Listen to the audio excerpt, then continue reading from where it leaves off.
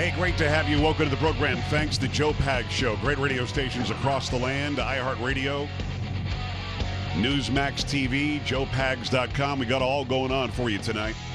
Good friend of mine, best-selling author, great pundit, friend of Trump, fiery producer of all things TV and radio. It's Allyn Root in Las Vegas. Wayne, how are you?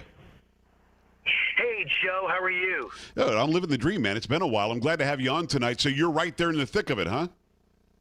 Yeah, I'm in my car. Now, if you hear any strange conversations, because I'm trying to figure out how to get around Secret Service and security and police lines everywhere.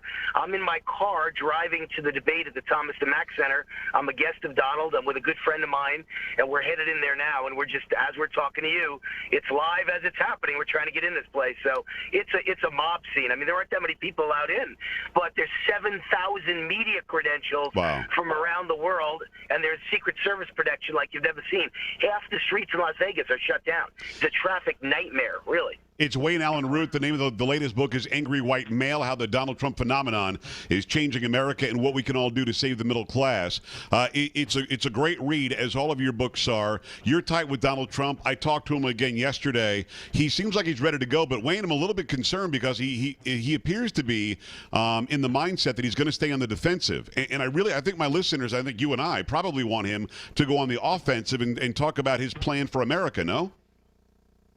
Yeah, not only his plan for America, but go on the offensive about WikiLeaks. Yeah. I mean, the stuff that has dropped in the last week is staggering, and it's enough to destroy any one of them would destroy any Republican candidate, or in particular, how about a white conservative? You actually cut out a little bit. I got you back. You cut out for a second. You said white conservative, then we lost you for a second. Go ahead. Oh, I'm sorry. White, conservative, straight male. I mean, that's who's the number one endangered species in America. Liberals hate us. They want to destroy us.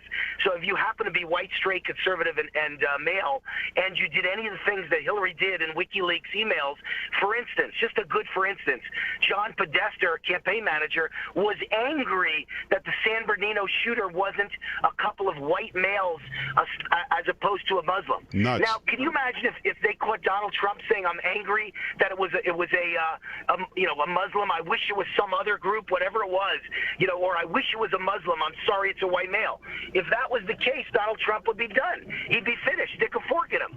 But Hillary gets a pass every time from the mainstream media. It's Allyn Root, the author of Angry White Male, How the Donald Trump Phenomenon is Changing America and What We Can All Do to Save the Middle Class. Wayne, this Wikipedia dump, or this WikiLeaks, and here I go saying it the wrong way, the WikiLeaks dump is very, very important, but it might be too little too late because there's so much. Almost 20,000 emails now have been dumped, and we know that Hillary doesn't like Catholics. Hillary doesn't like black people. Hillary doesn't like Latinos. Hillary Clinton was not going to apologize about Benghazi. That stuff about Podesta and the San Bernardino shooter, all of that was in there. There's obvious and clear collusion between NBC, that John Harwood guy, and the Clinton campaign. There's collusion between CNN and perhaps Donna Brazile getting the questions to Hillary Clinton via maybe Roland Martin. I mean, it's all in there. I mean, but there's so much right now. In 90 minutes, when he's got the national audience, how can he possibly get it out there and make any sense to anybody? I mean, right now, people are going, what's the big deal? It's a bunch of email. This stuff is worse than Watergate, is it not? Oh, I think it is. I think it's far worse than Watergate, but I don't think that the worst shoe has dropped yet. I think that's the important thing. They're just keeping on getting out 1,000, 1,200 a day, every other day, every day. And the big one, I'm telling you, is coming. They promised. No one's listening. Julian Assange said from day one he was going to drop the really bad ones that would put her and Obama in prison at the very end of the process in the last week of October or the first day or two of November, when she'd have no chance to respond, and that would be the end of both of them.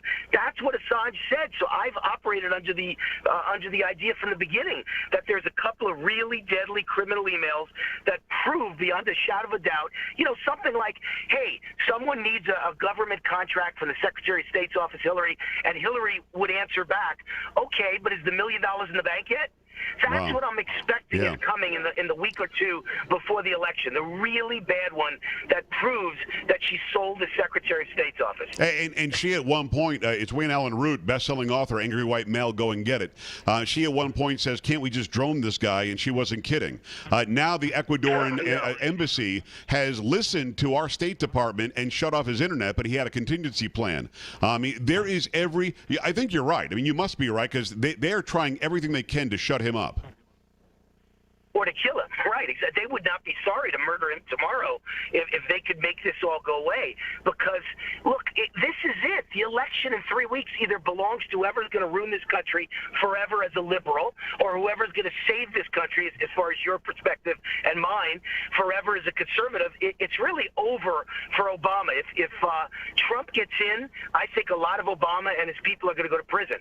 I don't know if Barack is, but I know a lot of Obama's people could wind up in prison, and I know Hillary could wind up in prison. Once Trump gets in and sees the books, the party's over, the jig is over, the goose is cooked.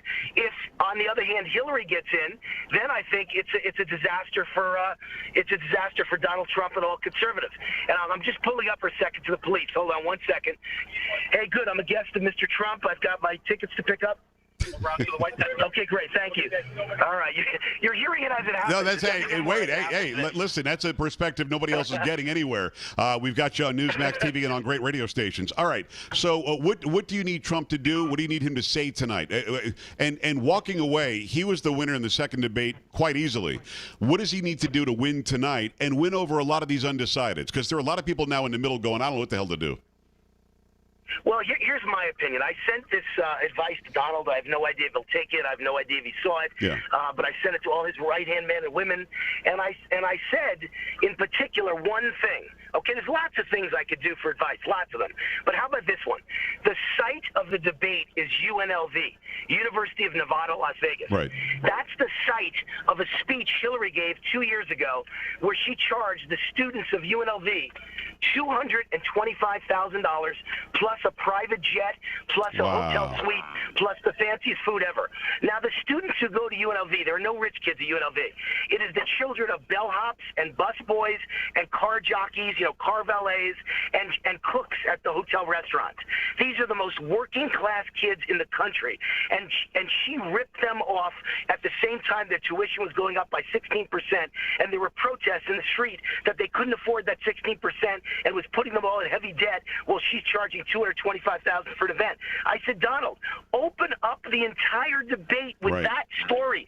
Hit her in the mouth and knock her unconscious right there, and she's done. Her goose is cooked. There is no answer why you charge kids that you claim you love children and you love working-class people and you love middle-class people, but you got rich on their backs by charging $225,000 a speech to a bunch of poor college kids who are trying to not graduate with $100,000 in debt with their lives ruined. Knock her out at the very first moment. And if he doesn't, I'm telling you, it's a big win.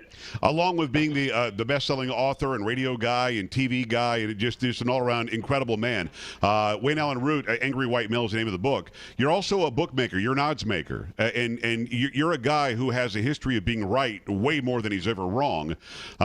Nationally and internationally, Hillary Clinton is being given an 87% chance of winning by odds makers. What are the real odds, in your opinion? What do you see happening in less than 3 weeks from now? Well, here's the deal. I'm a guy who puts his money where his mouth is, and I've made a very large bet. I'm not going to tell you how much, of course, but just suffice it to say, a very large bet in England on Donald Trump.